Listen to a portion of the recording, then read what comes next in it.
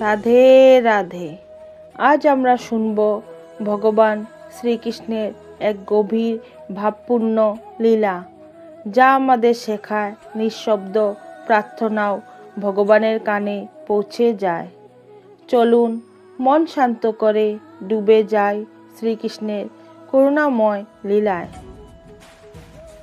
যমুনা নদীর তীরে এক ছোট কুটিরে বাস করত এক বৃদ্ধা ভক্ত।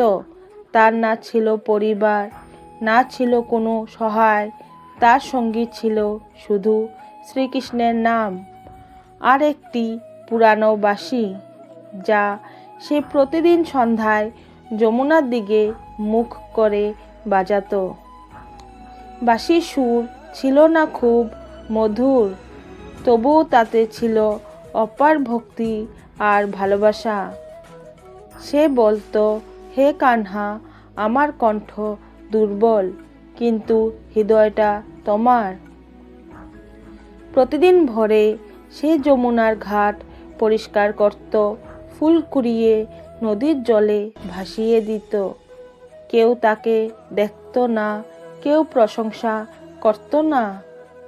লোকেরা বলতো, এত কষ্ট করে কি লাভ? বৃদ্ধা মুচকি হেসে বলতো, আমি কিছু চাই না, কৃষ্ণ জানলেই হলো। একদিন প্রচণ্ড শীতে বৃদ্ধা গুরুতর অসুস্থ হয়ে পড়ল। শরীর কাঁপছিল, কণ্ঠে আর শক্তি ছিল না।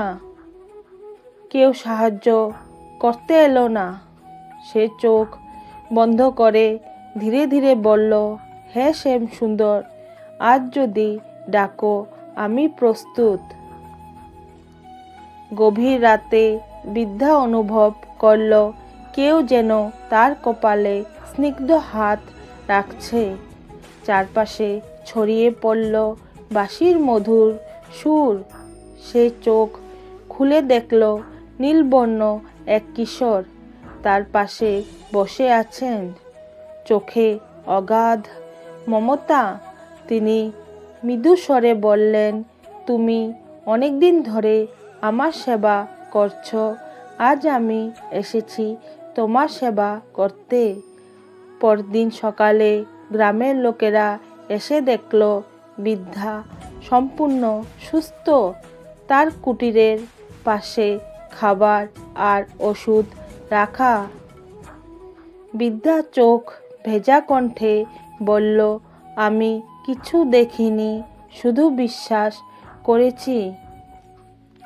এই লীলা দিয়ে শ্রীকৃষ্ণ আমাদের শেখালেন, ভক্তির জন্য শব্দ দরকার নেই, নিঃশব্দ সেবাও ভগবান দেখেন, একাকিত্বেও ভগবান সঙ্গ দেন। সত্য ভক্তি কখনো অদৃশ্য থাকে না। এই কাহিনী আমাদের মনে করিয়ে দেয়, ভগবান হৃদয়ের ডাক শোনেন। ধৈর্যই ভক্তির আসল অলংকার। নিঃস্বার্থ সেবাই শ্রেষ্ঠ প্রার্থনা। যেখানে বিশ্বাস সেখানে কৃষ্ণ। রাধে রাধে। প্রিয় ভক্তরা, আপনাদের যদি এই কাহিনী ভালো লেগে থাকে তাহলে অবশ্যই লাইক করুন এবং কমেন্টে লিখুন রাধে রাধে। এবং এমন আরও ভক্তিমূল্য কাহিনী পেতে আমার চ্যানেলটি সাবস্ক্রাইব করুন।